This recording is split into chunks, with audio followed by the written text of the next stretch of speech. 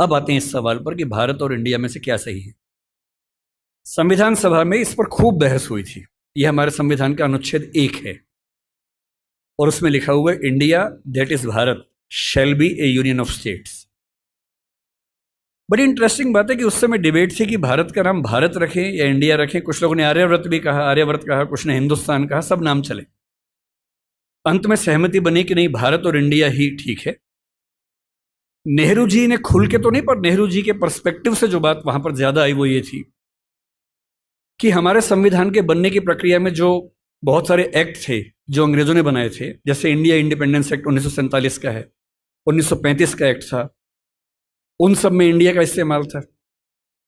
उस समय के भारत की तरफ से जो समझौते अंतर्राष्ट्रीय थे उन सब में इंडिया नाम था। पश्चिम की दुनिया हमें इंडिया के नाम से जानती थी, अमेरिका हो, फ्रांस हो, कोई भी हो, सब इंडिया जानते थे। नेहरू जी का मिजाज जो था वो ये भी था कि हमें ग्लोबल पर्सपेक्टिव में चीजों को देखना है, पूरी दुनिया से संवाद करना है, क्योंकि उनकी रुचि अंतर्राष्ट्रीय मुद्दों में ज्यादा थी, बहुत ज्यादा थी। मेरे ख्याल से इन सब वजहों से तय हुआ कि हम अपना नाम इंडिया रखेंगे, पर इंडिया के बराबर महत्व भारत का भी रहेगा। तो लिखा गया India that is Bharat. India जो कि भारत है, राज्यों का एक संघ होगा। 4 दिन पहले की बात है, मैं हॉलैंड में एक टैक्सी में बैठा हुआ था। इंटरेस्टिंग बात सोच के देखिए, टैक्सी का ड्राइवर मोरक्को का रहने वाला था। उसको जैसे ही पता लगा मैं भारत से हूं, उसने मुझसे यही सवाल पूछा। उसने कहा कि यू आर फ्रॉम इंडिया? मैंने कहा yes. We are listing to a debate India और Bharat, what do you think? मैं बड़ा चकित कि ये मोरक्को का आदमी हॉलैंड में रहता है, इसके मन में ये सवाल आ रहा है।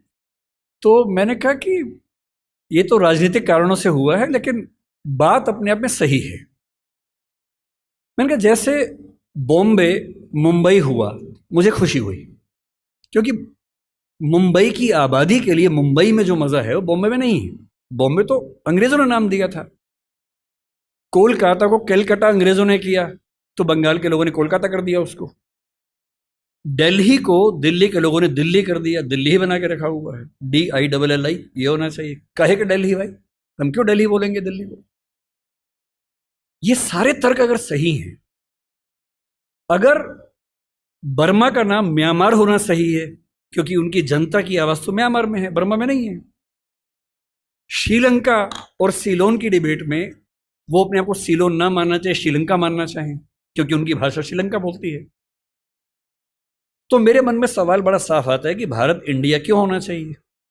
मैं फिर स्पष्ट कर दूं, मैं सरकार के पक्ष में नहीं बोल रहा हूं, मुझे उनसे रत्ती भर मतलब नहीं, मैं एक विचार की बात कर रहा हूं। और मैं जब संविधान पढ़ाया करता था, अनुच्छेद 1 पढ़ाते हुए मैं हमेशा बोलता था कि मुझे चुभन होती है ये पढ़ते हुए कि इंडिया दैट इज भारत। दोनों ही लिखने थे तो भारत दैट इज इंडिया कर देते। अगर दोनों ही लिखने थे, ठीक है, दोनों रखें, क्या दिक्कत है। इंटरेस्टिंग बात इसके बाद है, मोरक्को के उस ड्राइवर ने उसके बाद पता है क्या कहा, हिंदी में अगर बताऊं, बोले अच्छा अच्छा ये मामला है, अब समझ में आया। फिर बोले कि बड़ी इंटरेस्टिंग बात है, हमारा नाम मोरक्को पड़ गया फ्रेंच लोगों की वजह से। मोरक्को के लोग मोरक्को को मगरिब बोलते हैं। और जब मैं सऊदी अरबिया गया, सऊदी अरब के लोगों ने मुझसे पूछा कहां से आए हो, मैंने कहा मोरक्को। उन्होंने इस भाव से देखा कि मैं पागल हूं, बोले नहीं, मगरिब से आए हो। अगर मगरिब की आबादी खुद को मगरिब कह के खुश है, तो उसे फ्रेंच लोगों की वजह से मोरक्को क्यों कहा जाए?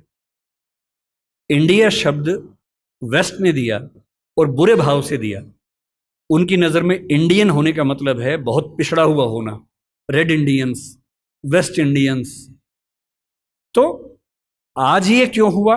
मैं समझता हूं कि राजनीतिक निहितार्थ है और उस राजनीति में मेरी रुचि जरा सी भी नहीं है, लेकिन ये आज हो या कभी भी हो, मैं इस पक्ष में हूं कि देश का नाम देश की भाषा में होना चाहिए और देश की भाषा भारत के पक्ष में है। आप इंडिया भी रख लीजिए, इंडिया दैट इज भारत के बदले भारत दैट इज इंडिया मेरी पहली पसंद होगी। मुझे इंडिया से दिक्कत नहीं है, पर भारत मेरी पहली मोहब्बत है।